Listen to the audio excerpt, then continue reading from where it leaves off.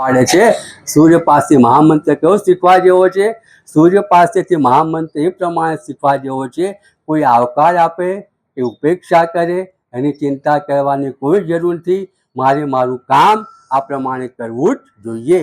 આ મહામંત્ર સૂર્ય પાસેથી શીખવા જેવો પહોંચે છે। અને ત્યાર પછી આપણા જે ઋષિમુનિઓ હતા, એ ઋષિમુનિએ શું કર્યું? આપણા ઋષિમુનિઓ બુદ્ધિને ઇમ્પોર્ટન્ટ આપતા। આ બુદ્ધિ છે ને, એ બુદ્ધિને ઇમ્પોર્ટન્ટ આપતા હતા। બુદ્ધિને પ્રાધાન્ય આપનાર, જ્ઞાન બ્રહ્મની ઘોષણા કરનાર, અને આપણી બુદ્ધિની અંદરથી અંધકાર દૂર થાય, અસત્યોમાં સતગમય, તમસોમાં જ્યોતિગમય, એક બુદ્ધિની અંદરથી અજ્ઞાનનું તિમિર દૂર થાય, એટલા માટે ઋષિમુનિએ શું કર્યું?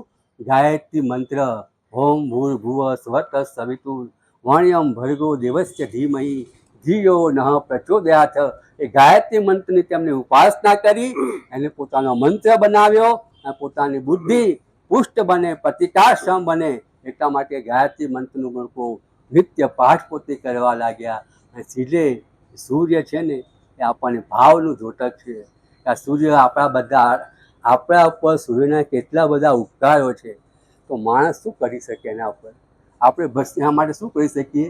સૂર્ય માટે કંઈક તો કરવું પડે। તો ભાવ વંદના આપણે અર્પિત કરીશું ને, તો એ ઘણું પોતે છે। સવારે આપણે સૂર્યનારાયણ ભગવાનને પગે લાગીએ, ભગવાનને યાદ કરીએ કે ત્યાં સૂર્ય દિવસ ઉગાડ્યો, અમારા દિવસ સરસ અને સુંદર પોતે જાય, એવી ભગવાનને આપણે સૌ પ્રાર્થના કરીએ।